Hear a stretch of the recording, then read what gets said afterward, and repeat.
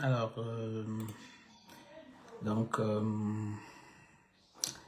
donc, bonjour, bonsoir tout le monde. J'espère que vous allez bien. Alors, juste un peu de technique. Un peu de technique. Hmm, hmm, hmm. Un peu de technique. Voilà. Euh, voilà, j'espère que vous allez bien. Je ne sais pas si on me reçoit correctement, mais je pense que là c'est bon. Là,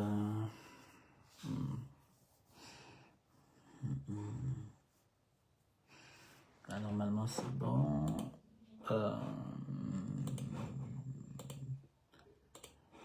Normalement c'est bon. Voilà, on peut apporter aussi quelques modifications. Alors, je vois Jonathan. Monsieur Oaga, bonsoir, bonsoir. Alors,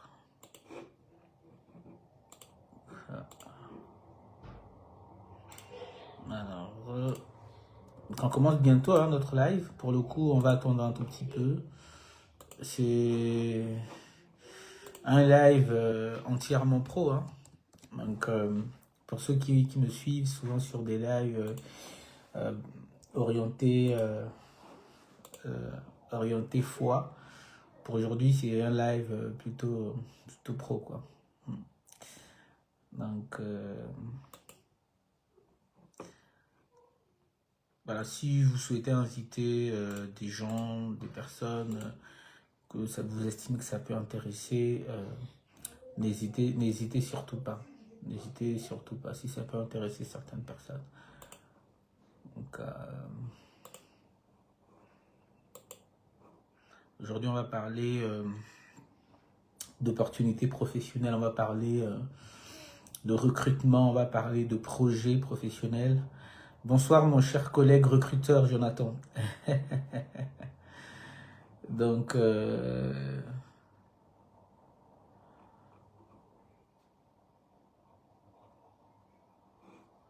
on va parler de travail, d'opportunités.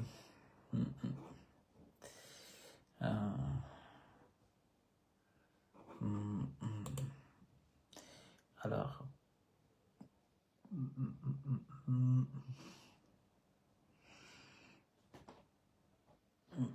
donc voilà, si ça c'est un live qui concerne toutes les personnes qui réfléchissent sur leur vie professionnelle, toutes les personnes qui veulent. C'est vrai que là, c'est vrai que pour l'international, on va vraiment peut-être se concentrer sur le territoire européen, mais les principes dont on va parler s'appliquent à tous les marchés, s'appliquent à tous les territoires. C'est des principes universels hein, sur le plan professionnel que l'on peut appliquer partout. Voilà. Donc on peut appliquer ces principes-là partout. Donc pour cela, n'hésitez surtout pas, voilà, donc de suivre, de faire attention parce que ce dont on va parler va être quelque chose d'assez plutôt universel. Donc voilà, voilà. Donc si vous avez des personnes autour de vous qui sont à l'écoute d'opportunités, qui se posent des questions par rapport à leur vie professionnelle, qui s'intéressent justement à l'idée d'améliorer leur parcours professionnel, n'hésitez surtout pas effectivement à leur partager le lien Facebook. Je pense que mon Facebook est ouvert, donc normalement, du moins ce live-là, je pense qu'il est accessible, n'importe qui peut le regarder à partir de Facebook. Habituellement, j'organise ce type de réunion via des plateformes comme Zoom ou Google Meet, parce que j'aime bien quand les échanges sont interactifs, quand il y a échange, quand il y a partage, j'aime bien cela. Mais j'ai constaté aussi que certaines personnes dans certains endroits avec peut-être plus de facilité à avoir accès à ce type de contenu à travers Facebook. Donc j'ai souhaité faire une exception. Est-ce que ça va se faire souvent? Je ne sais pas. Mais peut-être qu'on ira aussi sur Facebook et TikTok partager ce type de contenu pour les personnes effectivement qui ne peuvent pas ou qui ont peut-être raté des sessions sur les autres plateformes sur lesquelles j'interviens souvent sur cette thématique-là. Donc voilà. Pourquoi est-ce que certains en Afrique particulièrement, mais comme je disais, ça peut s'appliquer euh, même à des personnes qui vivent sur le territoire européen, hein, parce qu'aujourd'hui, par exemple en France, il y a de plus en plus de personnes qui recherchent des opportunités à l'international. Il y a de plus en plus de personnes qui veulent partir de la France ou de certaines villes de la France et donc qui veulent s'ouvrir à l'international. Quand je parle ici de pourquoi est-ce que certains en Afrique, c'est pas pour faire une fixation, hein. Non, au contraire, simplement je parle d'une réalité, mais elle peut s'appliquer à plusieurs autres personnes. Et comme je disais, ce dont on va parler peut concerner même des personnes qui ne sont pas africaines, mais qui rêvent, qui souhaitent justement voilà, aller à l'international, s'expatrier ou aller chercher des opportunités ailleurs. Donc les principes seront les mêmes parce qu'ils sont tout simplement universels. Voilà. Beaucoup de personnes aujourd'hui rêvent d'une carrière en Europe. Beaucoup de personnes rêvent d'une carrière en dehors de l'Europe. Ça peut être le Canada, ça peut être l'Amérique, ça peut être l'Asie. Mais entre le rêve et la réalité, il y a des règles, il y a des codes, il y a une stratégie. Il y a une stratégie. Et dans ce live, ce que je vais vous partager, c'est vraiment un retour terrain. Comment est-ce que, en tant que recruteur, en Europe particulièrement, j'ai vu des erreurs qui bloquent, des mentalités qui freinent, et puis ce que font concrètement ceux qui réussissent. Je me rappelle d'un collègue recruteur avec lequel on a travaillé dans la même boîte à une certaine époque. Et parfois, donc, dans notre, si vous voulez, nos tâches quotidiennes, on a des tâches qui reviennent souvent, comme le fait, par exemple, en tant que recruteur, de publier des annonces. Et donc, à partir des annonces, bah, de recueillir des CV, des candidatures, de les examiner et puis de voir quelles sont les candidatures qui correspondent à l'offre, à l'annonce que nous avons publiée. Et on recevait beaucoup de candidatures de personnes résidant en Afrique. Et j'avoue que les CV que l'on recevait, les candidatures que l'on recevait, les mails que l'on recevait qui accompagnaient ces CV-là, nous laissaient parfois un tout petit peu dans l'étonnement.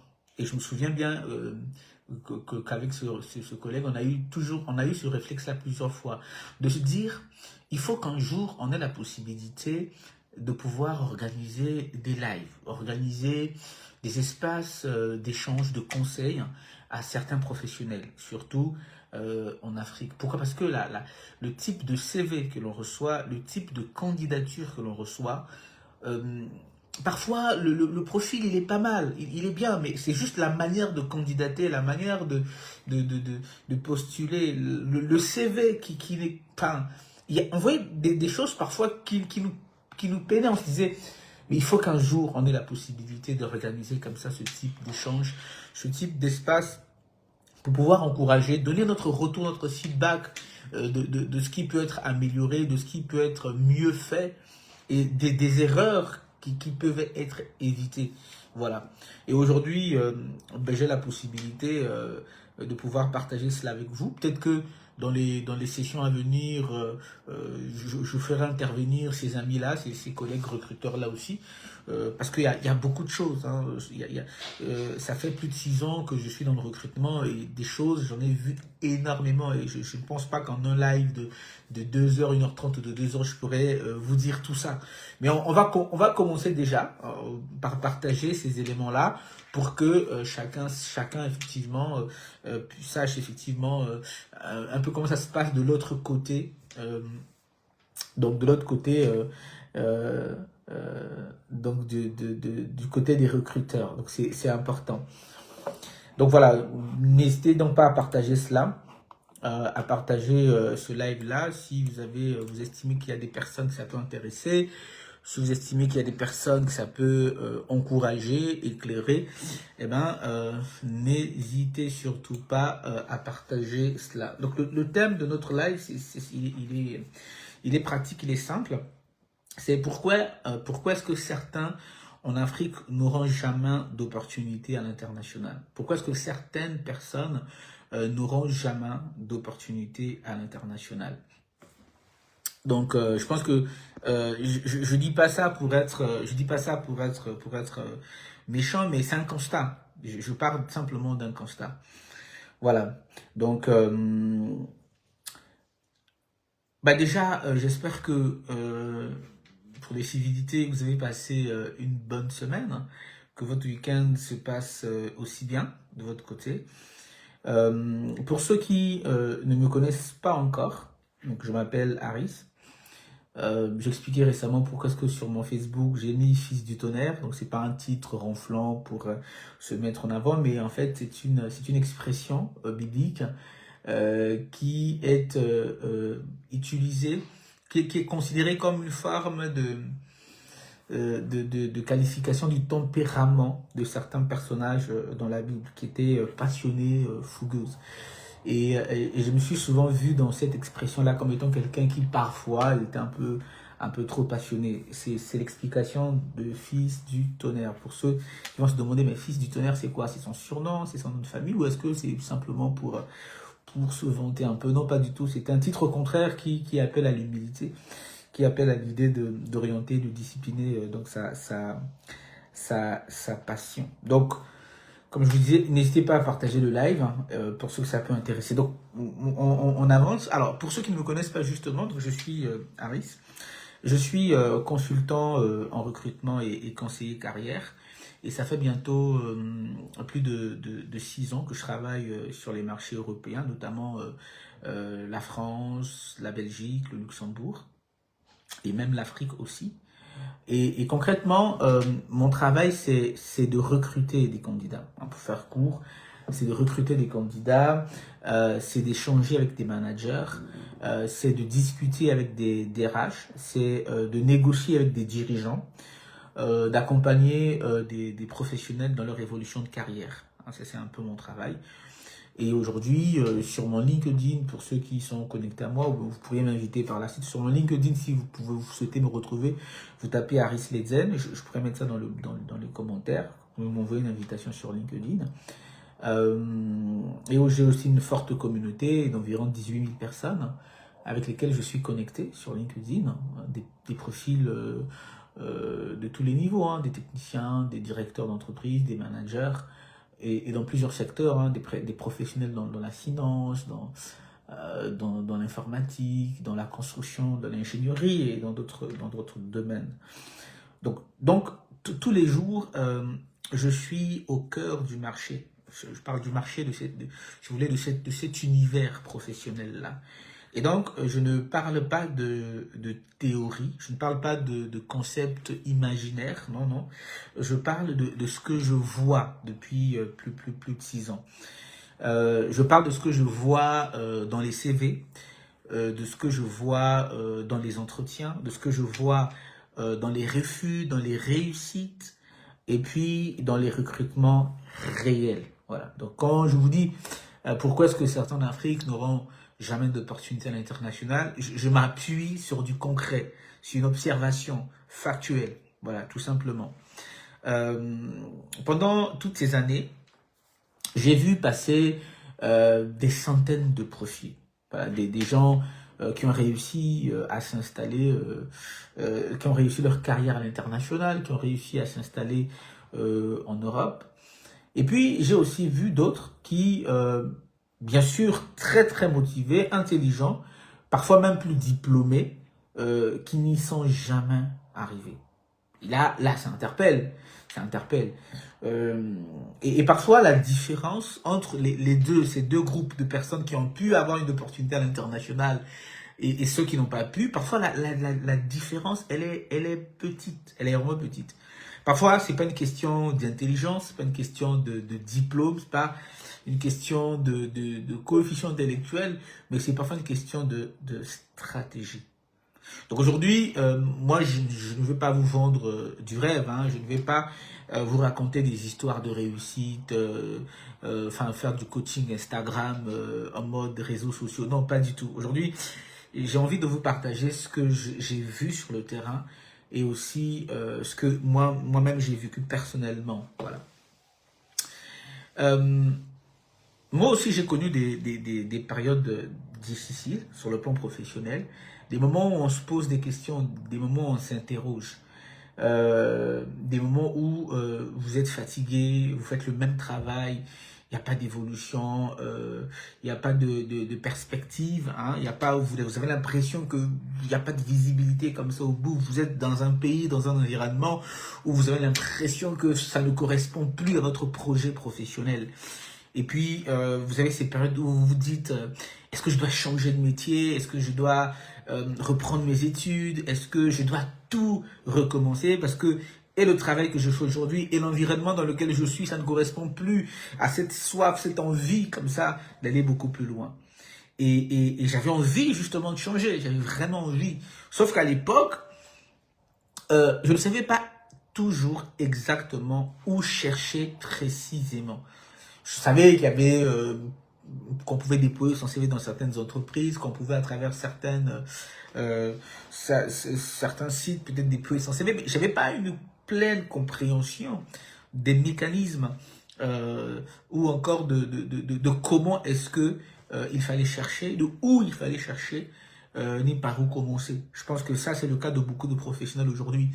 Ils ont et même parfois c'est ce qui est la cause du stress, parce que le stress est parfois la conséquence du fait que vous ne savez pas trop comment faire. Vous n'avez pas vous n'avez pas une visibilité sur des solutions possibles. Et ça augmente le stress. Quand vous avez une pleine compréhension ou une vue, on va dire plus ou moins précise, une globale, on va plutôt dire ça comme ça, sur des options qui se proposent à vous pour votre carrière pro, vous êtes moins stressé. Donc, c'était ça le problème que j'avais à l'époque. Je posais beaucoup de questions, mais je me demandais comment je fais. J'aspirais justement à aller sur certains territoires. J'aspirais à certaines choses, mais moi, je me posais, la question que je me posais, c'est comment est-ce que je fais? Comment est-ce que je fais pour accéder, par exemple, à ça? J'ai tel projet, j'ai envie d'aller à tel endroit. Comment est-ce que moi, je fais pour pouvoir, voilà, accéder à cela? Je savais pas justement comment, de manière de manière pratique chercher. Et c'est peut-être votre cas ce soir.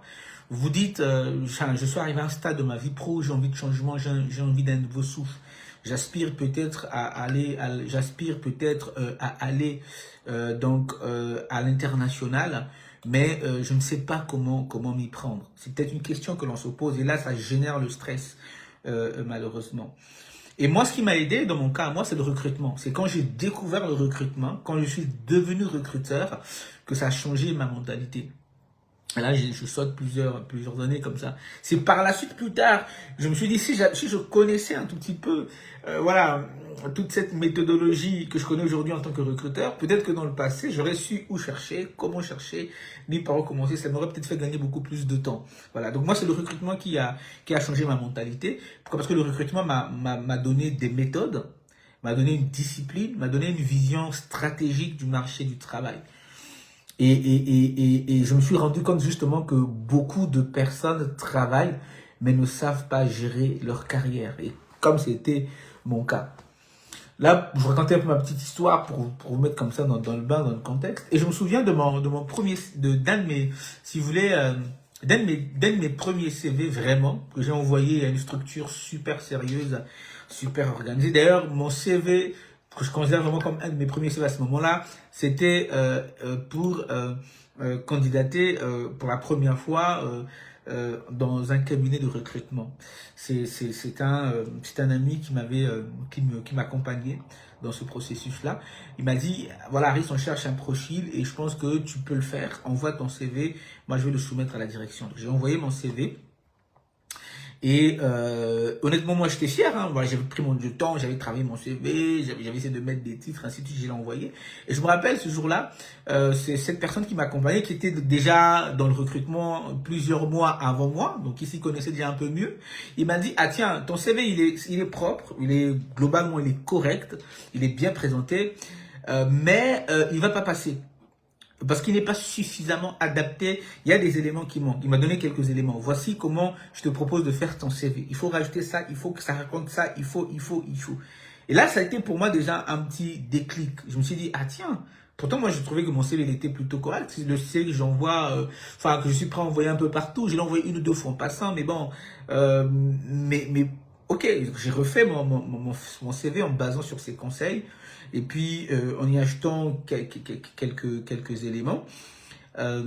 Et pour moi, c'était une vraie leçon déjà. J'ai compris par la suite, grâce au recrutement, je l'ai mieux saisi aujourd'hui. Voilà, je ne vais pas dire que je maîtrise, mais je comprends mieux aujourd'hui. Et pour moi, c'était une leçon. Un CV, ce n'est pas seulement un document qui raconte votre vie. Un CV, c'est un outil stratégique. C'est un outil qui est stratégique. Donc, j'ai modifié mon CV à la suite des conseils de cet ami-là. Et justement, lors de mon entretien, c'était un des éléments qui a fait la différence. Quand j'ai rencontré le manager qui m'interviewait ce jour-là, qui me passait l'entretien, je me souviens que quand j'ai refait le CV, quand il m'a dit « adapte le CV au poste que tu vises », comme on était dans le recrutement, je me suis dit « qu'est-ce que j'ai fait dans mon parcours qui est en lien avec le recrutement ?»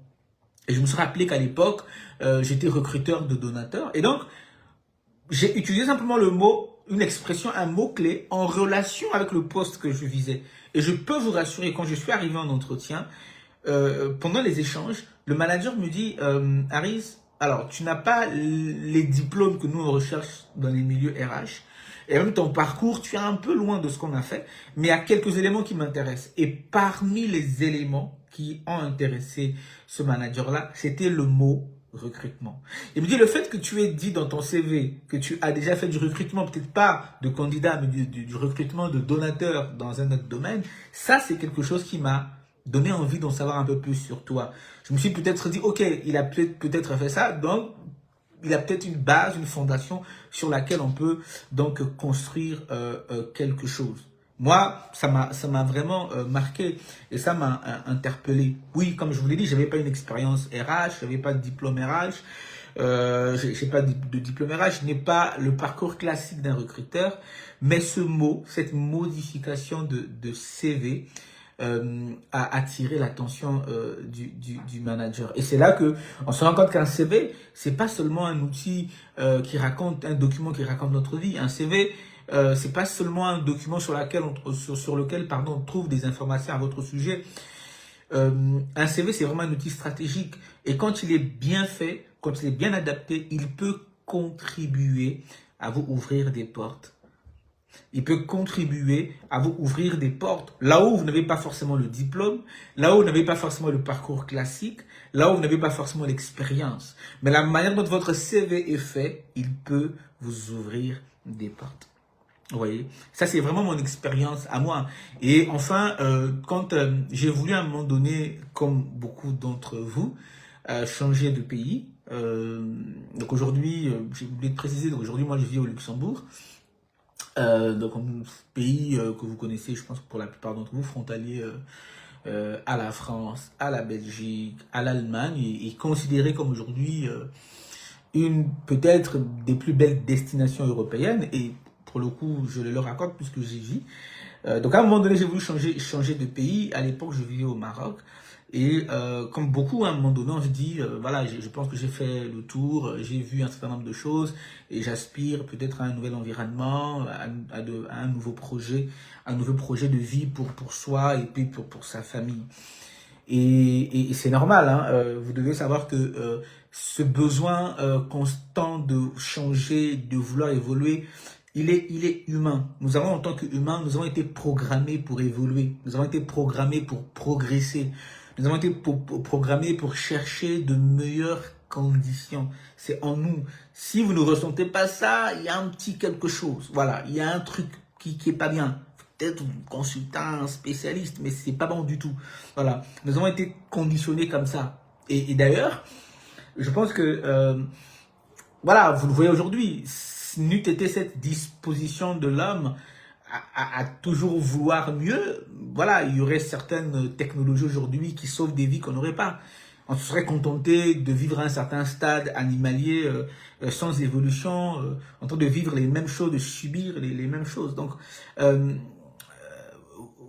c'est important de le reconnaître. Mais avoir envie d'évoluer, avoir envie de progresser, avoir envie de meilleures conditions, sans avoir une stratégie claire pour pouvoir mettre en place là, bah, c'est une perte de temps et c'est de la frustration. Donc, quand moi j'ai décidé à un moment donné de mon projet professionnel de changer de pays, bien évidemment, j'étais conscient du fait que même si j'aspirais à un miracle, le miracle devait passer par un certain nombre de choses. Même si je suis croyant, même si je crois au miracle, mais je pars du principe que pour que ce miracle-là puisse justement avoir lieu, il doit d'une certaine manière passer par un certain nombre de choses.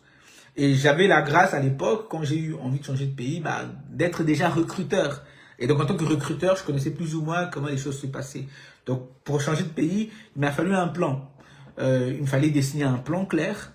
Où est-ce que je souhaitais partir concrètement, il m'a fallu travailler mon CV. Et moi, je me rappelle, mon CV de recruteur, il m'a pris la première fois, parce que pendant mes années de recrutement, je ressentais pas le besoin de mettre à jour mon CV.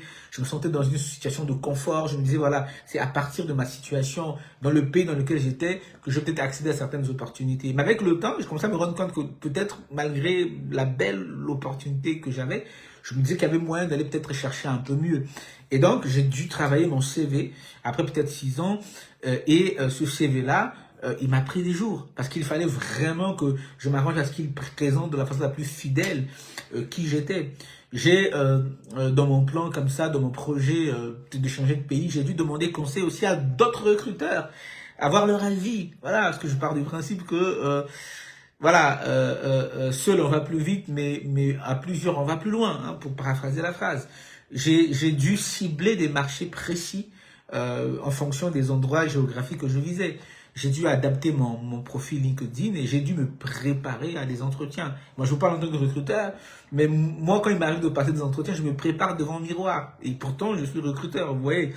Donc, je me suis entraîné.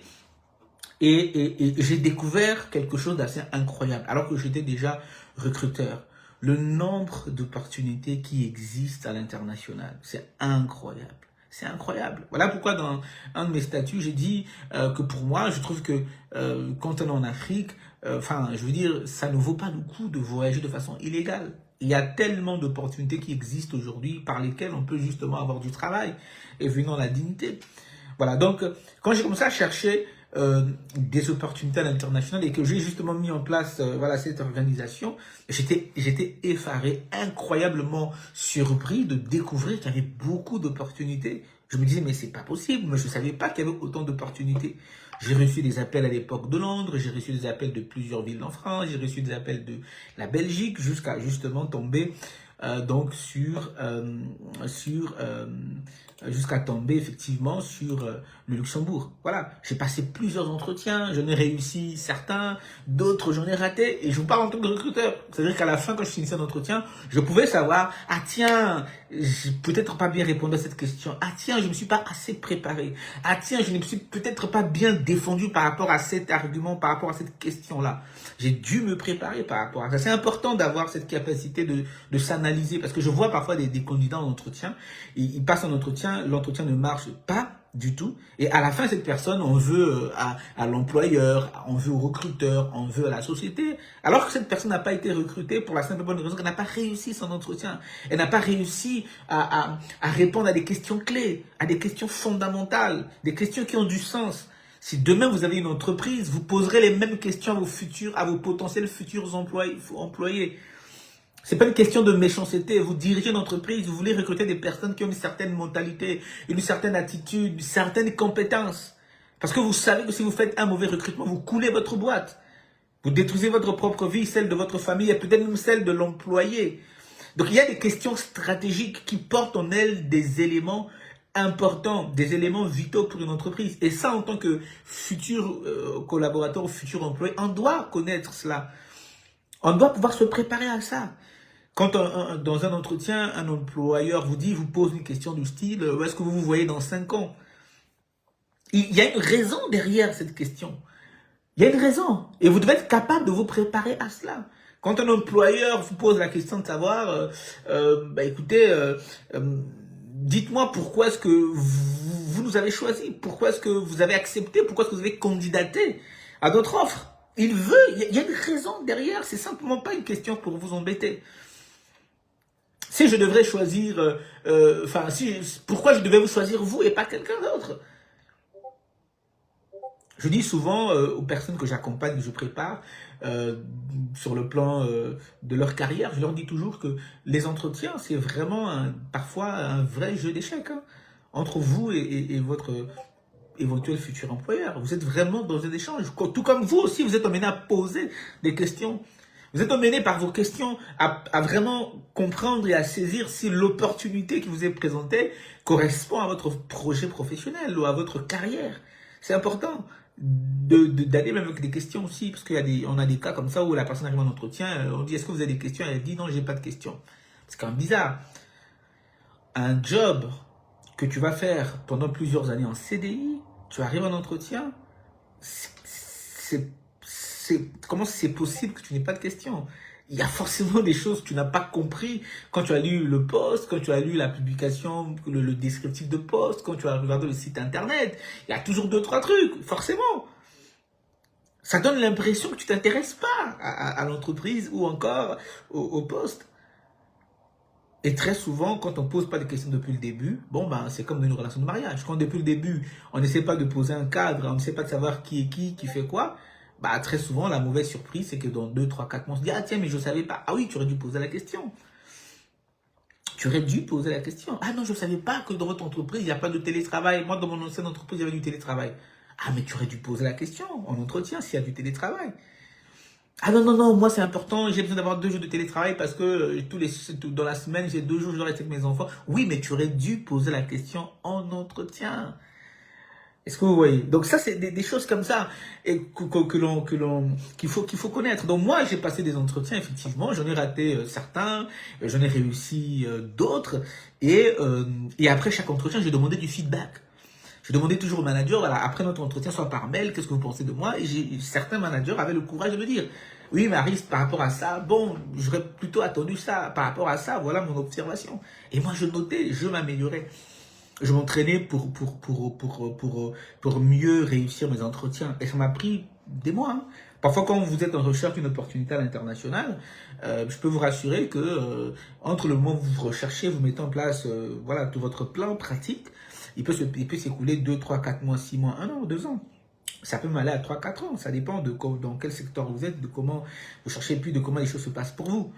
Voilà. Et donc, à la suite justement de mon plan, comme ça, je vous disais tantôt, donc j'étais dans cette envie à un moment donné de me dire, ok, voilà, je pense que j'ai fait ce que j'avais à faire, j'ai atteint une certaine limite, j'ai des réalités, j'ai des projets, je pense que pour ma famille, j'ai besoin d'être dans un autre cadre géographique.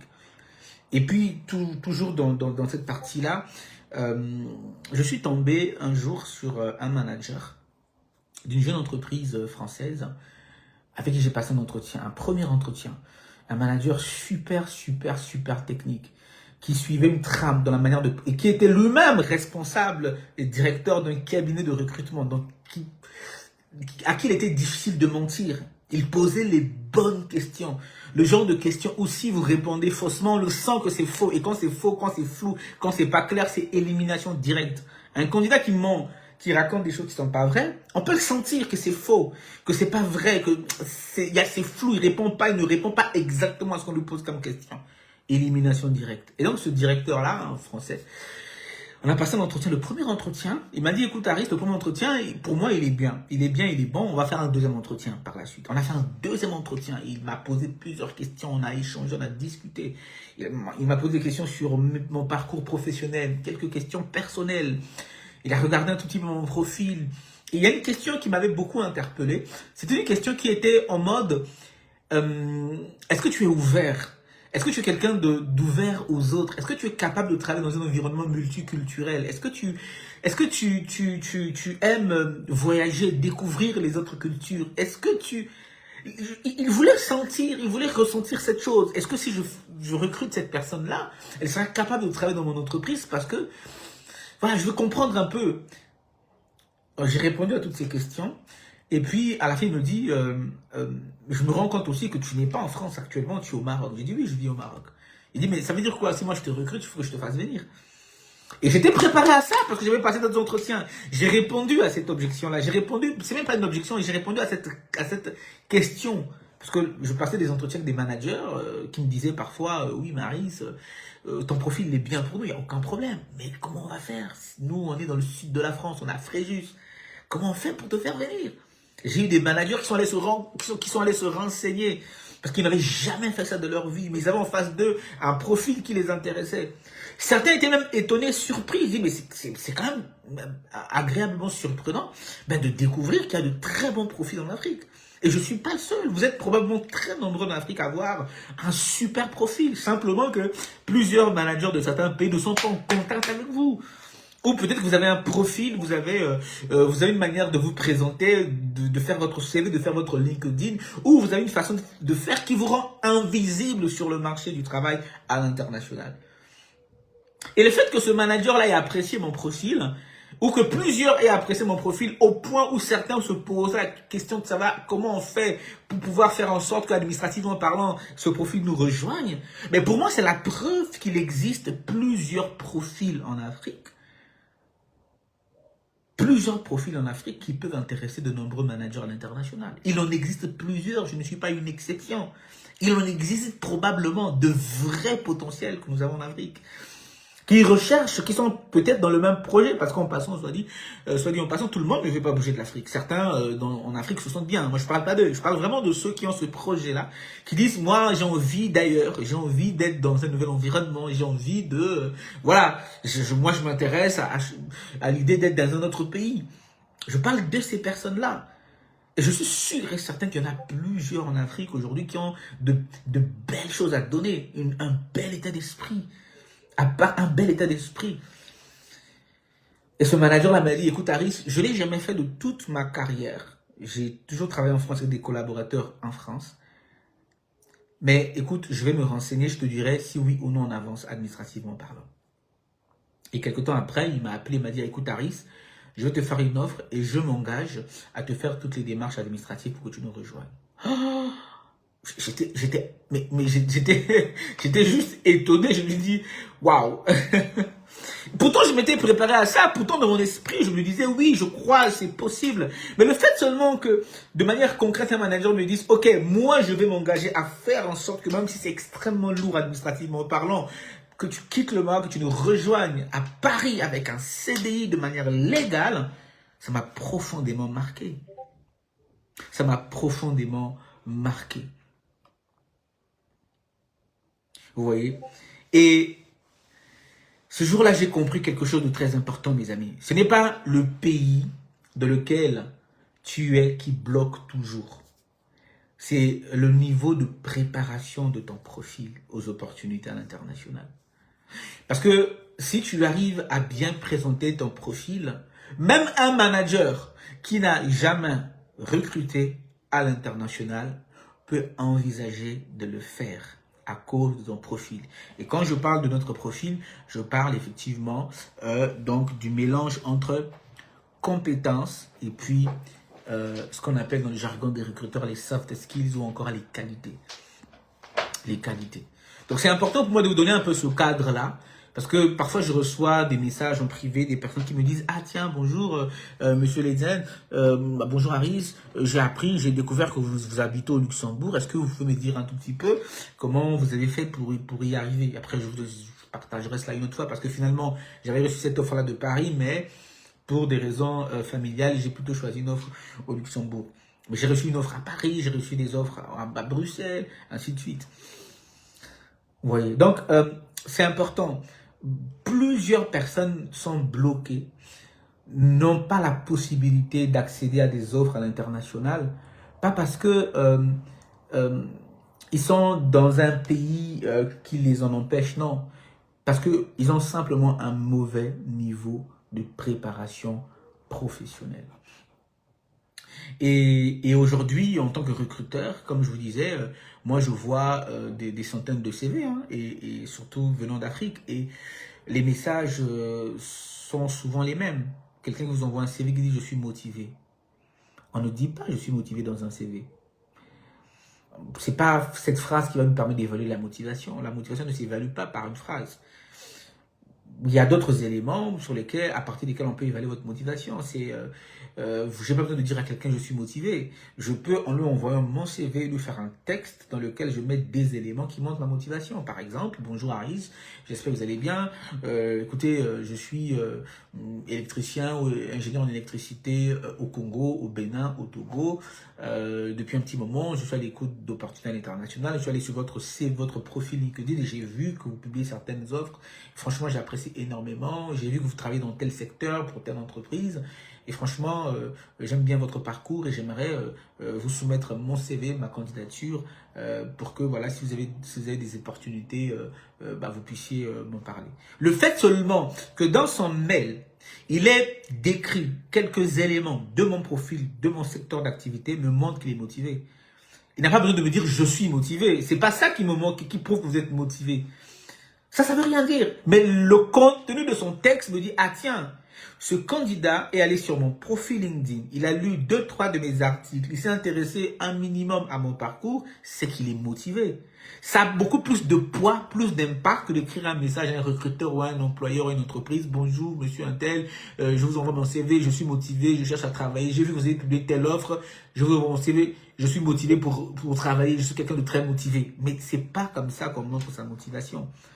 Ou encore, je reçois parfois des messages. Bonjour Aris, écoutez, je suis dans tel secteur. Depuis un petit moment, je m'intéresse au Luxembourg. Aidez-moi à venir en Europe. Mais le marché à l'international ne fonctionne pas sur l'émotionnel. Il ne fonctionne pas sur la motivation. Attention, il fonctionne sur la valeur. Attention. En Europe, on estime que le taux de postes vacants, le taux de postes ouverts, il est environ à 2%. C'est-à-dire que quand vous allez sur Internet, vous êtes sur Google et que vous voulez venir par le travail, qui est pour moi le moyen, pour moi le plus simple, pas forcément le moins difficile, mais le plus évident, voilà, les pourcentages disent que c'est à peu près 2%. C'est-à-dire que les postes que vous voyez là publiés en ligne, il y a plusieurs personnes qui candidatent pour ces opportunités-là. Donc, il est extrêmement difficile pour quelqu'un qui vit en dehors de l'Europe d'avoir accès aux opportunités publiées. Et pourquoi est-ce qu'il n'y a que 2% de postes qui sont publiés en général en Europe? Pourquoi? Parce qu'en fait, c'est un marché sélectif en Europe, très très très sélectif. Et surtout aussi, il faut préciser que je pense qu'il y a 60 à 80% de postes qui ne sont jamais publiés en Europe. Et ça, je vous en parle en tant que recruteur. J'appelle des entreprises qui vous disent, nous recrutons tel type de profil, mais ces entreprises ne publient rien sur Internet. Et ces offres cachées, ces jobs cachés, c'est ce qu'on appelle le marché caché. C'est ce qu'on appelle le marché caché. Et d'ailleurs, c'est pourquoi dans mon rôle de coach carrière, quand par exemple j'accompagne des directeurs d'entreprise, des directeurs opérationnels, des DRH groupes, ces personnes-là sont conscientes. Elles savent que pour ce type de poste, tu ne vas pas forcément trouver une annonce sur Internet. C'est des postes stratégiques. En général, c'est le CEO d'une boîte, c'est le DRH du groupe d'une boîte qui est au courant. Et c'est là que mon rôle intervient. J'ai la possibilité, parce que j'ai un réseau quand même assez élargi, j'échange avec pas mal de managers, j'ai la possibilité de savoir que tel CEO, tel manager recrute un DRH groupe, un directeur groupe. Ou encore, j'ai la possibilité de contacter directement les décisionnaires d'entreprise pour leur demander, est-ce que vous recrutez aujourd'hui tel type de profil? Parfois même, dans certains cas, certains recrutements vont être des recrutements confidentiels. Par exemple, je vous donne un exemple concret, ça m'est souvent arrivé. Vous avez le directeur d'une entreprise qui veut recruter, qui veut remplacer son DRH pour des raisons stratégiques, mais qui, pour des questions personnelles, ne veut pas que le DRH soit au courant. Qu'est-ce que ce directeur général va faire? Il va demander à un cabinet de recrutement de lui trouver un DRH et de faire en sorte que le DRH de sa société ne soit pas au courant qu'il va être remplacé, qu'il va être licencié. Et on va te confier à toi, recruteur, d'aller chercher effectivement le bon profil sans que le marché ne sache que telle entreprise recrute. Vous voyez? Et ça s'appelle le marché caché. Donc aujourd'hui, 60 à 80% des opportunités en Europe qui peuvent correspondre à notre profil ne sont pas du tout publiées et disponibles sur Internet. Pour les avoir, il faut peut-être contacter des recruteurs, des cabinets de recrutement ou avoir une démarche plutôt proactive envers les managers. C'est le marché caché et beaucoup de professionnels en Afrique justement ne connaissent pas cette réalité-là. Vous voyez. Quelles sont concrètement les raisons pour lesquelles aujourd'hui, après vous avez dit ça, pour moi qui font que beaucoup de personnes en Afrique peut-être n'arriveront jamais à avoir une opportunité à l'international ou en Europe. Je pense que à partir de là, vous-même, vous pouvez déduire. Hein. Mais je peux me répéter. Pour moi, une des premières choses, ici, ce n'est peut-être la première chose, c'est que il y a un problème de stratégie de carrière. Beaucoup de personnes en Afrique en particulier travaillent pendant des années sans une vision, sans une direction. Ce sont des personnes, malheureusement, qui vont changer de poste, pas parce qu'il y a un vrai projet de carrière qu'ils veulent construire, qu'ils sont en train de construire, mais ce sont des personnes qui vont changer de poste parce que le salaire augmente un peu. On lui dit, ah, dans telle entreprise, on va te rajouter 200, 150 euros. Il change de poste. Parce qu'un ami l'a appelé pour lui dire, ah, tiens, dans notre entreprise, on recherche des gens et tout ça, donc si tu viens, on sera ensemble, et ainsi de suite. Parce que l'entreprise est plus proche de la maison, parce qu'ils sont fatigués de leur manager. Ce qui en soi n'est pas toujours mauvais, mais vraiment pour être capable de percer le marché à l'international, il faut avoir une vision. Il faut avoir une vision, il faut se poser des vraies questions du style, dans quel métier je veux être dans 5 ans? Quelles compétences rares je développe? Dans quel pays mon métier est recherché et mieux valorisé, mieux rémunéré? Est-ce que depuis que j'ai commencé à travailler jusqu'à aujourd'hui, mon parcours est cohérent? Est-ce que mon travail, ma situation professionnelle a un impact positif sur moi, sur ma famille, sur mes enfants? Quel type de travail je peux faire qui va avoir un impact profond sur moi et sur mes enfants? Un travail qui va donner du sens à ma vie, du sens à mon parcours ici-bas, un travail qui va contribuer à me donner de l'épanouissement. Quand on n'a pas cette vision, ça se traduit par quoi? Par un profil LinkedIn qui n'est pas très intéressant ou qui est inexistant, parce qu'il y a beaucoup de gens encore en Afrique qui n'ont pas de compte LinkedIn. Enfin, c'est une erreur grave. Ça va déboucher par des CV qui sont très mal faits, parce que très souvent le CV est révélateur de la manière avec laquelle vous voyez, vous considérez. Et le pire, ce que je vois parfois, c'est des CV qui vont être confiés à des gérants de cybercafé. J'ai rien contre les gérants de cybercafé en soi, mais simplement qu'un gérant de cybercafé, c'est pas un recruteur, c'est pas un spécialiste RH, donc c'est pas quelqu'un qui va donner des conseils RH basés sur votre profil, basés sur vos compétences, basés sur votre parcours. Moi, je connais des gens aujourd'hui, en ce moment, je suis en train d'accompagner avec un de mes collègues un directeur matériel, directeur technique, qui a plus de 20 ans d'expérience, qui a travaillé dans de très grands groupes, mais qui fait très mal son profil LinkedIn. Très mal. Qui ne sait pas se valoriser, mais il a 20 ans d'expérience. Mais ce profil ne sait pas se valoriser. Je le lui ai dit, j'ai dit, mais monsieur le directeur, mais je regarde votre parcours professionnel, mais il est explosif, il est merveilleux, il est riche. Mais votre profil LinkedIn, votre discours, je vous écoute parler, je sens un tout petit peu de la timidité, je sens qu'il y a des choses, une forme de réserve qui est limite une faute. Vous avez de la valeur, vous pouvez aspirer à des postes différents. Et là, il a reconnu en disant, oui, c'est vrai, c'est possible que je ne puisse pas avoir suffisamment mis en avant mon parcours. Mais pourquoi? Et parfois, il nous arrive d'accompagner des directeurs, des managers qui ont subi des drames personnels. Des drames qui ont parfois eu des conséquences et un impact sur leur confiance personnelle. Et notre travail aussi en tant que conseiller carrière, c'est vraiment d'être capable de détecter ça. De dire, attention, monsieur le candidat, madame la candidate, là, il y a un petit souci. Là, je perçois que c'est davantage une forme de doute sur vous. Une forme de crainte, de peur, plutôt que une capacité à se voir, à se dire, ok, ça, c'est pas une compétence, ça, je l'ai pas, je sais pas faire ça, il n'y a pas de problème. Vous voyez? Donc, c'est quelqu'un qui a un profil extraordinaire, mais qui, au lieu de se positionner un peu plus haut, se dit, non, je pense pas que j'ai. Mais bien sûr que tu as. Tu peux le faire. Et quand on n'a pas une vision claire, eh bien, on a un CV incohérent, un profil LinkedIn complètement. J'ai accompagné des personnes qui ont eu un parcours pas très académique, mais des personnes qui doutaient d'elles.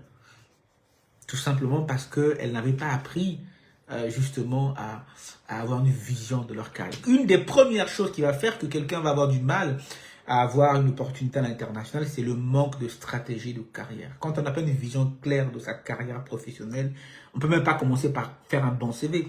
Or, sans un bon CV, sans un bon discours, sans un bon LinkedIn, bah, vous ne pouvez pas aller à l'international. Déjà, vous-même, à votre propre niveau, c'est pas clair, c'est confus.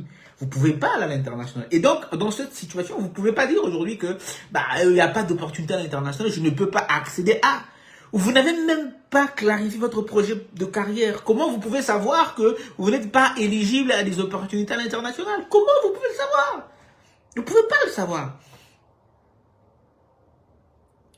À l'international, un recruteur, il veut comprendre votre profil en 30 secondes. À partir de votre profil, on peut avoir plus ou moins une idée de votre projet. Quand je vois un CV qui n'est pas clair, quelqu'un qui envoie juste un CV parce qu'il veut, entre guillemets, voyager, il veut venir en France, il veut venir en Belgique, au Luxembourg, donc lui, limite, il n'a pas un projet de carrière. Lui, tout ce qu'il veut, c'est de voyager. Ça se voit dans un CV. Le CV n'est pas bien fait, il n'est pas cohérent, c'est vraiment limite. Même le mail le dit clairement. Il n'y a pas un vrai projet derrière. Il n'y a pas une vraie préparation derrière qui donne envie de rencontrer le candidat, de lui parler, de lui dire, écoute, et nous, ça nous est arrivé avec mon collègue recruteur.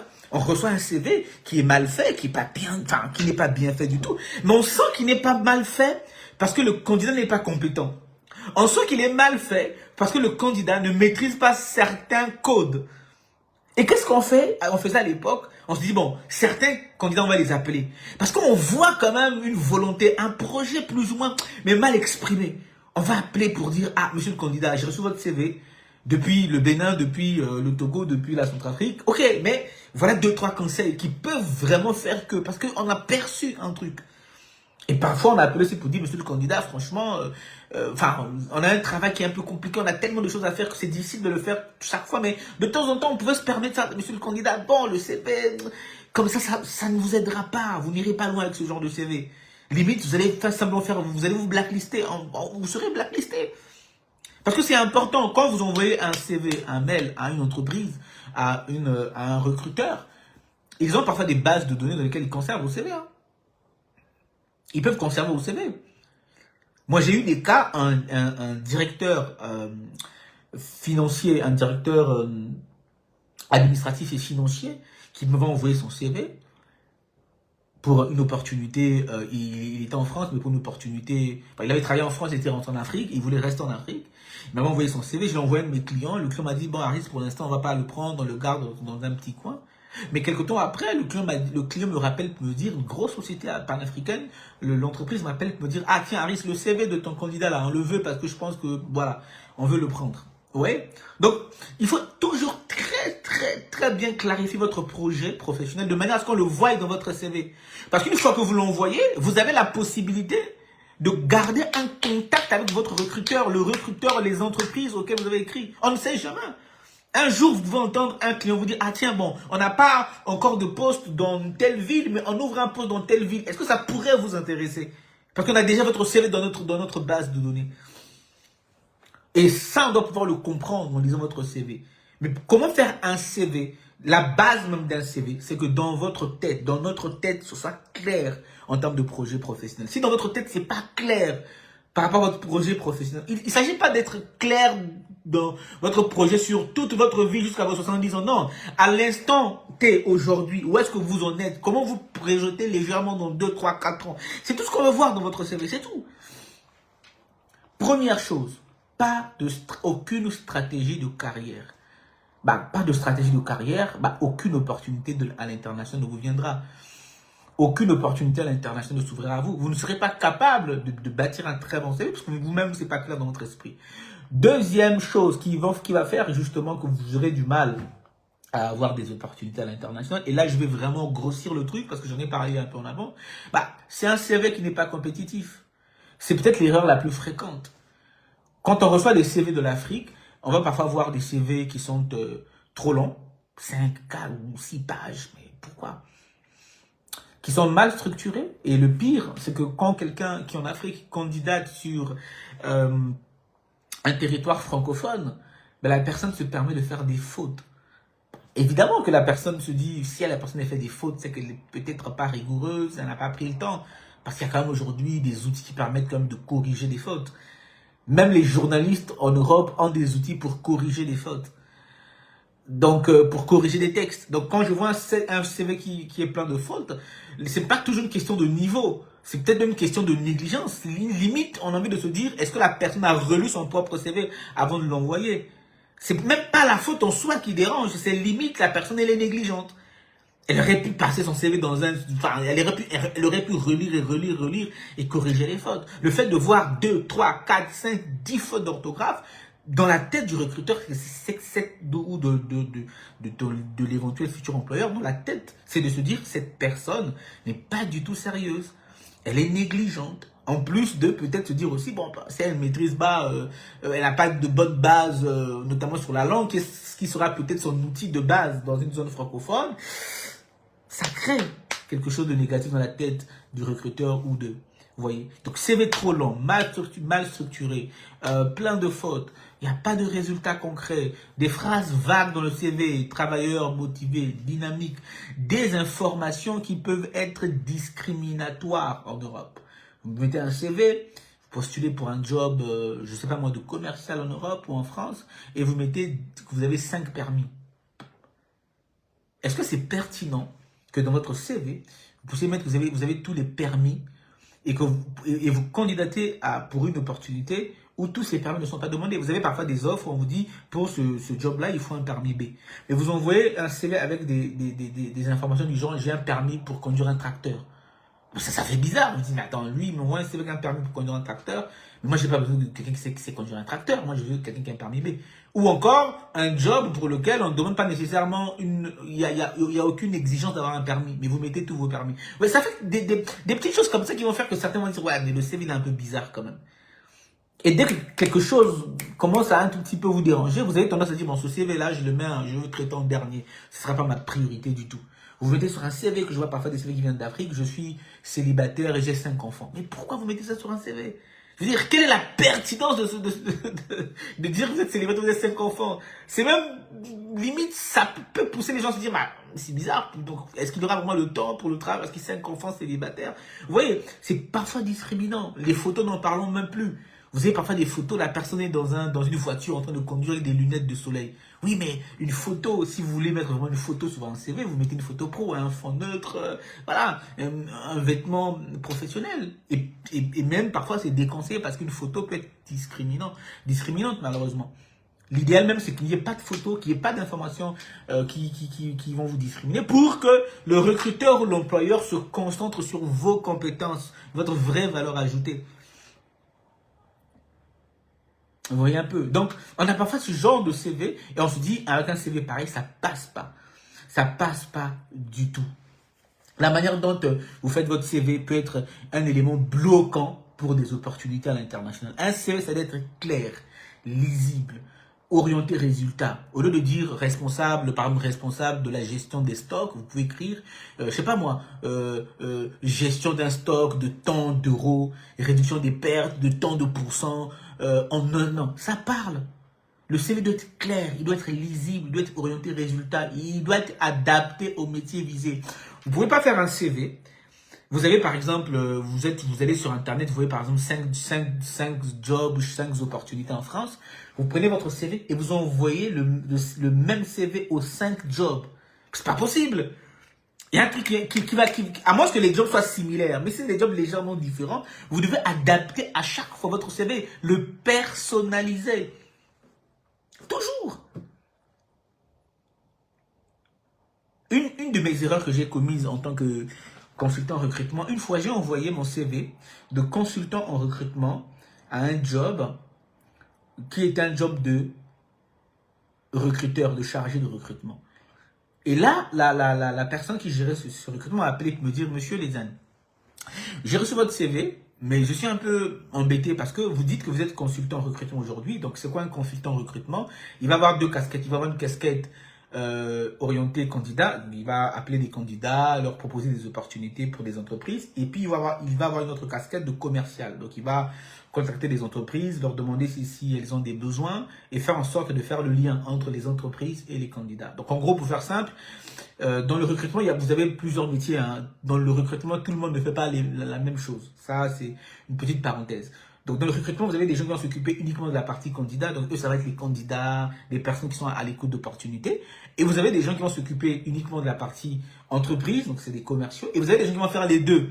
On dit dans notre jargon, à nous, ils font du 360. Donc, ils font à la fois les commerciaux, à la fois, effectivement, la partie candidat. Et puis, vous avez d'autres types de profils qui font du recrutement, mais ça peut se décliner en plusieurs métiers.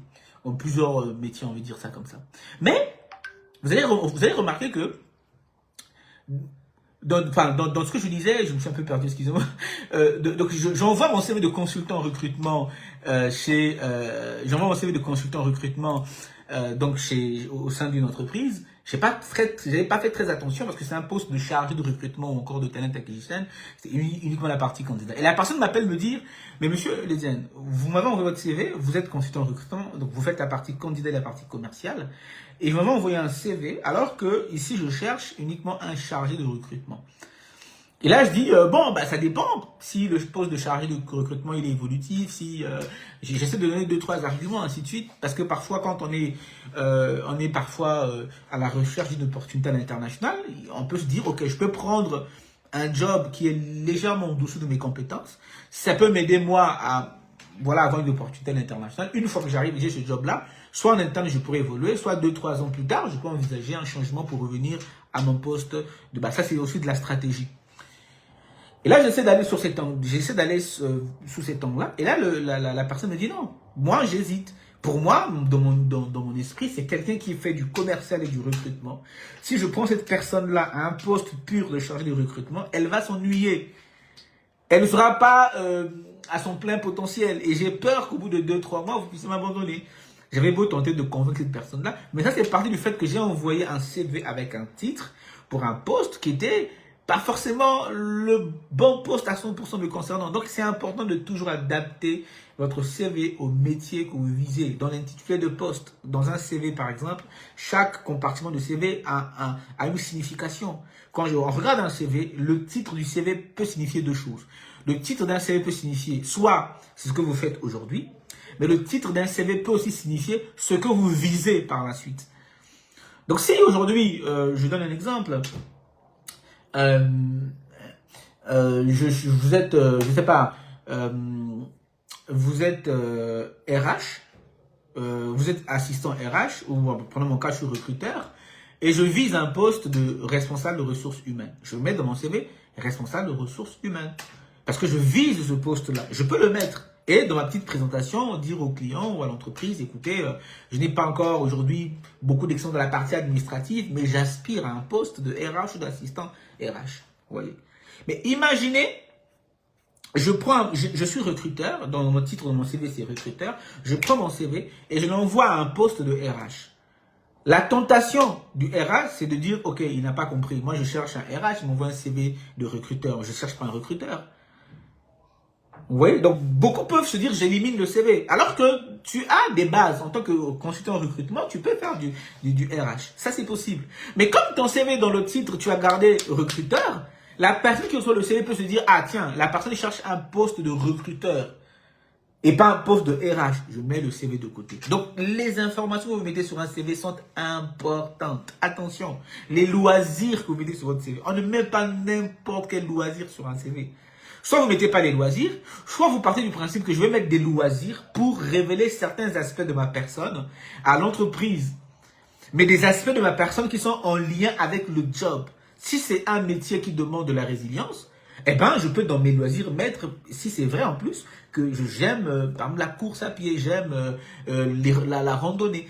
Pourquoi? Parce que quand je lis les loisirs, je me dis, ah tiens, la personne a des qualités qui sont vraiment en rapport avec le job et vraiment il correspond vraiment à 80-90% à ce que nous sommes en train de chercher. Il n'y a pas très longtemps, une intervenante dans un de nos webinaires nous avait partagé qu'elle connaissait, elle, personnellement, quelqu'un qui avait été recruté à cause d'un loisir dans son CV. Donc, ce n'est pas des informations à prendre à la légère. Donc, si votre CV ne respecte pas ces standards-là, eh ben, vous avez beau postuler à l'international, il n'y aura aucune opportunité qui s'ouvrira à vous. Pas parce que c'est des racistes, pas parce que c'est compliqué, pas parce que vous n'êtes peut-être pas capable, mais parce que votre CV il est mal fait. Si votre CV n'est pas convaincant, c'est terminé. Un recruteur passe en moyenne 10 secondes, 20, 30 pour les plus seniors. Peut-être, enfin, les juniors vont passer plus de temps parce qu'ils sont encore beaucoup plus jeunes dans le recrutement. Ils vont vouloir regarder un peu plus longtemps. Mais les plus seniors, au bout de 10 secondes, ils disent non, ça c'est pas du tout un bon CV, je passe à autre chose. C'est pas du tout un bon CV, je passe à autre chose. Deuxième élément, un CV mal fait. Premier élément, un mauvais projet de carrière, une vision carrière qui est complètement floue. Troisième élément, l'ignorance du marché caché. Quand on ignore que 80% des offres ne sont pas publiées, bah, vous pouvez avoir un bon projet de carrière, vous pouvez avoir un bon CV, mais vous allez vous contenter des jobs qui sont publiés. Voilà. Vous allez aller sur des sites d'emploi, vous allez envoyer 50 ou 100 CV, vous allez attendre une réponse. Mais la réalité du marché européen, c'est que entre 60 et 80% des postes ne sont jamais publiés. Une grande partie des embauches se fait par réseau. Ça veut dire que la majorité des candidats se battent pour une petite partie du marché. Pendant ce temps, bah, les recruteurs appellent directement des profils. Moi, j'ai plein de profils aujourd'hui que j'appelle directement. Hein. Et quand je leur dis que telle entreprise recrute, ils sont surpris. Ah oui, c'est vrai? Bah oui. Pendant ce temps, les recruteurs appellent directement des profils. Les managers demandent des recommandations. Et puis, les cabinets proposent des candidats ciblés. Donc, si tu n'es pas visible sur LinkedIn, si tu n'es pas en contact avec des recruteurs, si tu n'es pas dans un réseau professionnel, alors tu es invisible pour le marché caché. Et si tu es invisible, eh bien, tu n'existes pas pour ces opportunités à l'international. Quatrième raison qui fait que beaucoup de candidats en Afrique ne pourront peut-être jamais avoir des opportunités à l'international, une mentalité de miracle et puis une dévalorisation du travail. Dans certains environnements en Afrique, on voit une évolution que je trouve très, très, très inquiétante aujourd'hui. Voilà, moi je suis chrétien de par ma foi personnelle, mais je trouve que il y a des choses qui ne sont pas correctes, qui sont en train de se faire en Afrique. La culture du travail, la culture de la discipline, la culture du mérite a perdu de la valeur en Afrique, dans beaucoup d'endroits, dans beaucoup de pays. Donc, alors je me demande quelles sont les raisons derrière cela. C'est peut-être pas l'objet de notre live de ce soir, mais je me pose comme des questions. La culture du travail, de la discipline, du mérite a perdu de la valeur. Aujourd'hui, beaucoup pensent que pour réussir, eh ben, il faut avoir un piston, il faut un miracle, il faut un contact puissant, il faut une opportunité tombée du ciel. Avec une telle mentalité, c'est compliqué. Or, le marché du travail, le marché international ne fonctionne pas comme ça. Une entreprise ne recrute pas une histoire triste. Il ne recrute pas quelqu'un parce que vous avez tellement fait, vous avez montré de la pitié. On ne recrute pas quelqu'un sur la base du fait qu'on a pitié d'elle. Une entreprise ne recrute pas quelqu'un qui est motivé émotionnellement ou un discours spirituel, un rêve. Une entreprise va recruter une personne qui va apporter une solution, qui va améliorer la performance, une personne qui va faire gagner du temps, qui va faire gagner de l'argent, même avant de parler d'Europe et même en partant d'Afrique. Combien on le voit dans les milieux sportifs, combien de joueurs africains aujourd'hui vont jouer en Europe et qui, grâce à leur vie sportive, leur travail, arrivent à faire voyager leur famille. Combien de clubs de foot aujourd'hui sont capables d'aller, si vous voulez, saisir toutes les pistes administratives pour faire venir des joueurs qui viennent d'autres pays que de l'Europe. Combien le font? Comme pour dire que quand un employeur voit en vous une solution, quelqu'un capable d'améliorer une performance, de faire gagner du temps ou de l'argent, cette personne-là est capable d'aller saisir toutes les pistes administratives pour vous faire venir. Mais il faut d'abord que le travail retrouve sa place dans les mentalités. Il faut que les gens retrouvent la culture du travail, de la discipline, du mérite. Sans cette attitude-là, on va se dire, ouais, mais l'international, l'Europe, non. On va choisir des voies illégales pour y aller ou tout simplement, on ne va jamais tenter de candidater, de postuler, d'oser, parce qu'on n'a pas cette culture-là. 5e raison, c'est un manque de discipline professionnelle. Beaucoup de profils, malheureusement, sont éliminés pour des détails très simples. Les personnes vont candidater, ils ne connaissent pas l'entreprise. Ils n'ont pas préparé les réponses. Ces personnes sont mal habillées. Elles n'ont pas testé leur connexion Internet. Je me rappelle d'un frère, d'un ami qui a reçu un appel de la part d'une entreprise parce qu'il avait candidaté pour une entreprise en Europe depuis le Congo. La personne n'avait pas Internet. La personne n'avait pas. Et j'ai dit à cette personne-là, à ce frère, à cet ami que j'accompagnais aussi un tout petit peu ponctuellement, j'ai dit attention, prochainement, tu prends des rendez-vous fermes avec les entreprises. Surtout que dans nos pays, parfois Internet, l'électricité nous joue des tours. Tu prends un rendez-vous ferme en disant, madame, vous m'appelez tel jour, s'il vous plaît, vous voulez qu'on fasse un entretien, il n'y a aucun souci, appelez-moi tel jour à telle heure. Comme ça, vous, 2-3 jours à l'avance, vous prenez vos dispositions, vous chargez la batterie, vous mettez dans le bon endroit, vous vérifiez Internet, vous prenez un abonnement de conséquent qui vous permettra de tenir le discours. Vous voyez un tout petit peu. Donc, un manque de discipline a fait que beaucoup, malheureusement, ne pourront pas, justement, avoir des opportunités à l'international. C'est important. C'est important. En Europe, c'est des comportements qui sont vus comme un manque de sérieux. J'appelle quelqu'un, il m'a dit qu'elle est disponible à tout moment, je l'appelle, elle ne décroche pas le téléphone, elle ne me fait même pas un mail pour dire « Ah, j'ai reçu votre appel, excusez-moi » ou elle ne rappelle même pas. Non. Attention. 6e raison, un niveau de langage insuffisant. Ça compte en Europe. Je me débrouille en français. Ok, très bien. Bon. Parfois, dans certains milieux, voilà. Il faut peut-être, quand c'est comme ça, peut-être se préparer. Quand on veut voyager en Angleterre, peut-être se préparer, prendre des cours en anglais. Je pense que c'est la base. Quand on veut voyager dans des pays francophones, peut-être travailler davantage en français. C'est aussi important. C'est aussi important. C'est aussi important. C'est des choses basiques. Même avec de bonnes compétences, si tu ne sais pas te présenter clairement, expliquer tes missions, parler de tes résultats, c'est compliqué. C'est compliqué.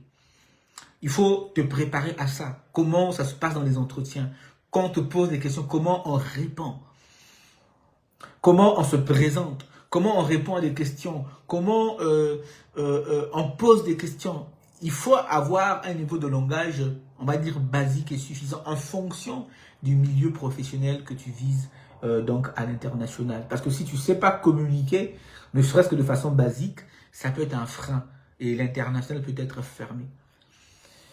La 7e raison, c'est aussi parfois des attentes irréalistes. Ça aussi, je le vois beaucoup. Je vois certains candidats qui veulent partir de l'Afrique pour l'international et qui postulent à des postes, par exemple, de directeur, un salaire élevé, qui veulent avoir un logement pris en charge, qui veulent les conditions parfaites. Alors que parfois, malheureusement, les compétences ne sont pas toujours égales. Voilà. Ils n'ont pas d'expérience à l'international, ils n'ont pas une spécialisation claire. Donc, parfois, à l'international, mon conseil, c'est de dire souvent, il faut peut-être commencer par un poste, on va dire, technique, accepter peut-être un contrat de transition, peut-être même prendre un job ou un poste tremplin qui n'est pas forcément celui que l'on pense nous correspondre, parce que ça peut être une étape. C'est pas une humiliation en passant, hein. C'est une stratégie. Beaucoup de carrières internationales ont réussi, ont commencé par ça. Un poste simple, un contrat temporaire, une opportunité imparfaite, mais stratégique. Et une fois que la personne est sur ce poste temporaire-là, elle est arrivée, elle a pu à travers ce poste se former et accéder à d'autres opportunités beaucoup plus intéressantes pour leur carrière. Alors, concrètement, quel conseil pour ceux qui veulent envisager l'international ou particulièrement l'Europe? Après, ce que je viens de vous dire, pour moi, la vraie question, c'est pas d'accord, j'ai compris les erreurs. Non, pour moi, le vrai sujet, c'est mais qu'est-ce que je dois concrètement faire si je veux une opportunité à l'international? Pour moi, c'est simple. Vous pouvez commencer dès cette semaine, pas dans un an, pas dans 6 mois. Vous pouvez commencer maintenant. La première des choses que moi je vous conseille de faire, c'est choisissez un pays et un métier précis. Première chose, arrêtez de dire je cherche du travail en Europe. Non, l'Europe c'est un pays, ce n'est pas un continent. Ce n'est pas un continent. Vous devez être précis. Par exemple, vous cherchez quoi? Technicien de maintenance en Belgique, agent logistique dans le nord de la France, assistant administratif au Luxembourg, développeur web junior à Bruxelles. Un pays, un métier, un objectif clair. Tant que tu dis j'ai envie de partir en Europe, tu n'as pas commencé, c'est pas de la stratégie, c'est comme ça, c'est de l'émotionnel. Première chose, c'est ça, fixez-vous un pays, fixez-vous un métier. Ensuite, étudiez le marché du pays que vous êtes en train de viser. Avant de postuler, essayez de comprendre. Posez-vous quelques questions du genre, quels métiers sont recherchés dans ce pays? C'est quoi le salaire? Quelles sont les langues qui sont demandées? Quels sont les diplômes qui sont reconnus? Aujourd'hui, avec Internet, vous pouvez avoir accès à toutes ces informations en quelques heures, hein, avec même l'intelligence artificielle. Faites cet effort. N'envoyez pas de CV à l'aveugle sans connaître le marché. C'est comme si vous tirez comme ça au hasard, sans même savoir où est-ce que votre flèche va atterrir. Étudiez le marché du pays que vous visez. Est-ce que mon CV est adapté à ce marché-là? Comment les recruteurs, les employeurs, quelle est la mentalité? Qu'est-ce qu'ils regardent? Par exemple, au Luxembourg, la mentalité des recruteurs n'est pas la même qu'en France. Au Luxembourg, ça se rapproche un peu de la Belgique. En France, c'est différent. Au Canada, on n'en parle même plus. Les recruteurs, les employeurs ne regardent pas les mêmes choses sur un CV, dans l'état d'esprit, dans la mentalité. Donc, vous devez être capable de pouvoir identifier ces choses-là. En parlant de postes, je disais technicien de maintenance en Belgique, agent logistique dans le nord de la France, assistant administratif au Luxembourg. J'aimerais préciser en passant. J'entends beaucoup de personnes me dire parfois, oui, mais tu sais, Aris, pour venir en Europe, il faut avoir un bac plus 8, il faut avoir travaillé dans des grandes entreprises. C'est pas forcément vrai. Aujourd'hui, il existe en Europe des secteurs en tension pour lesquels aujourd'hui on cherche des gens. Si personnellement, enfin moi je me dis toujours si quelqu'un est technicien de maintenance, je sais pas moi, d'une société en Afrique, elle peut l'être en Europe, non. Si la personne bénéficie de meilleures conditions de travail dans un pays, dans un environnement qui valorise mieux ce travail-là, moi personnellement, je trouve que c'est normal que quelqu'un me dise, Aris, je préfère être aujourd'hui assistant administratif au Luxembourg que d'être assistant administratif au Congo ou je sais pas au Cameroun, parce que je considère que dans ce pays-là, je suis mieux valorisé à ce poste-là et je peux évoluer encore plus, je peux faire des formations pour aller encore beaucoup plus loin. Attention à cette idée mensongère selon laquelle l'Europe est réservée à ceux qui ont un bac plus 8, un bac plus 9. C'est faux, c'est pas vrai. C'est pas vrai. Donc, la première chose pour pouvoir effectivement donc, avoir une opportunité à l'international, donc choisir un pays, un métier précis. Deuxièmement, étudier le marché du pays que vous visez. Et troisièmement, refaire complètement son CV au standard du pays que vous visez. C'est important. Ne corrigez pas juste les fautes. Ne faites pas juste changer la couleur. Refaites votre CV. Il faut refaire votre CV complètement. Un CV en Europe en particulier, c'est 1 ou 2 pages maximum. Ça doit être clair, lisible. Ça doit avoir des résultats concrets. On aime ça. Ça doit être adapté au métier que vous visez. Ça doit être concret. Si vous avez géré des stocks, mettez le montant du stock que vous avez à gérer. Si vous avez la possibilité d'avoir le pourcentage de pertes que vous avez à réduire, mettez cela. Même si c'est approximatif. Trouvez une façon de donner des résultats concrets dans votre CV.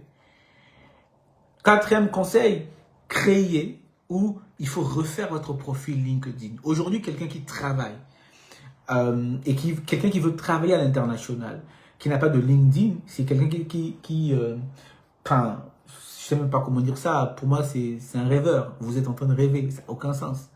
LinkedIn aujourd'hui, mes amis, je le répéterai jamais assez parce qu'en Afrique, on a un vrai problème. Je pense qu'on est plus d'1 milliard aujourd'hui de personnes. Il y a plus de 500 millions de personnes actives sur le plan professionnel et il n'y en a que 50 millions sur LinkedIn. Alors qu'il y a 1 milliard de personnes connectées sur LinkedIn. C'est pas normal. LinkedIn, c'est la base de données des recruteurs. C'est le cœur du marché caché. Le marché caché dont je vous ai parlé un tout petit peu au début. C'est la vitrine de ta carrière. C'est important. C'est important. Donc, ça te donne des opportunités qui peuvent venir à toi directement. LinkedIn, si vous voulez, c'est la vitrine de votre carrière. C'est comme une sorte de vitrine qui est ouverte 24 heures sur 24. Cinquième conseil, commencez à contacter des recruteurs et des entreprises. Commencez cette semaine, n'attendez pas 1 an, 2 ans, ne remettez pas à demain une mentalité. Rappelez-vous de ce que je vous dis, la culture du travail, de la discipline. Je connais tellement de gens qui ont remis à demain, après-demain, des décisions importantes qui regrettent aujourd'hui. Attention à cette idée de, je vais voir ça un peu plus tard. Non, commencez à contacter des recruteurs et des entreprises dès maintenant. Bonjour, monsieur le recruteur, je sais que vous êtes recruteur, vous accompagnez probablement des entreprises. J'aimerais vous soumettre mon CV. Si vous avez des opportunités, n'hésitez pas à me mettre en relation avec les entreprises. Ne restez pas dans une logique passive. Beaucoup de candidats aujourd'hui en Afrique sont dans cette logique passive-là. Ils envoient un CV qui est mal fait et puis ils attendent une réponse. Non, le marché international, c'est un marché actif. Il faut ajouter des recruteurs sur LinkedIn. Il faut envoyer des messages professionnels, adaptés, personnalisés. Il faut contacter des entreprises ciblées, pas comme ça au hasard. Il faut postuler intelligemment, pas 200 candidatures au hasard. Ça, tous les recruteurs vous diront, ne faites jamais ça. 20 candidatures bien ciblées, bien préparées. Sixième conseil, il faut travailler votre communication et vous préparer aux éventuels entretiens. Ça part très vite. J'ai un ami personnel à moi que j'ai accompagné récemment dans l'audit de son CV, dans la refonte de son CV. On a travaillé tous ensemble et dès qu'on a partagé son CV, le lendemain ou quelques jours après, il a commencé à recevoir des appels de l'international et particulièrement de la France. Il m'a dit, Marie, je ne savais pas. Je ne savais pas que mon profil avait de la valeur à l'international. Je dis, ben voilà. Il faut donc se préparer à cela. Parce qu'une fois que votre CV est bien, votre projet est clair, et vous vous êtes préparé LinkedIn, ça ne tarde pas les opportunités. Mais attention, même avec un bon CV, beaucoup échouent à l'entretien. Pourquoi? Parce qu'ils ne savent pas se présenter clairement, ils ne savent pas expliquer leur parcours, ils ne savent pas parler de leurs résultats, ils ne savent pas justifier leur projet à l'international. C'est très important pour une entreprise. Quand elle vous appelle au téléphone et qu'elle vous demande, ok, très bien, mais j'ai compris que vous êtes bon, il n'y a aucun souci, votre CV il est bien. Mais il y a une chose que je ne comprends pas. Vous êtes actuellement au Congo, c'est ça? Oui, vous êtes actuellement au Maroc. Ok, très bien, vous êtes actuellement au Bénin. Ok, vous êtes au Togo. Ok, très bien, mais pourquoi est-ce que vous avez candidaté du Bénin pour notre entreprise? Parce que nous sommes en France, nous sommes à Paris, nous sommes à Bruxelles. Vous devez être capable de justifier ce projet. Parce que si vous répondez en mode, oui, en fait, c'est parce qu'au Bénin ou au Congo, c'est compliqué, il n'y a pas beaucoup de travail ici, c'est la pauvreté, c'est la précarité, donc c'est à cause de ça que j'ai envie de fuir ce pays. Mais c'est limite, le type ne s'intéresse pas du tout à mon entreprise, il ne s'intéresse pas du tout à mon projet. Tout ce qui l'intéresse, c'est de quitter son pays, entre guillemets, pour des raisons purement personnelles. Qu'est-ce que je gagne, moi, à te faire venir si je dois te faire venir? Et beaucoup foirent leurs entretiens à l'international à ce moment-là. Un entretien, ça se prépare, c'est comme un examen. Il faut s'entraîner, il faut répéter les réponses, il faut préparer la présentation, il faut anticiper les questions difficiles. Septième conseil, si vous voulez multiplier les possibilités d'avoir une opportunité à l'international, c'est accepter une première opportunité imparfaite. C'est important. Quand vous visez l'international, la première opportunité n'est pas toujours parfaite. Parfois, ça peut être un salaire un peu plus bas que prévu, une ville que vous ne connaissez pas, un poste qui n'est pas prestigieux, ça arrive.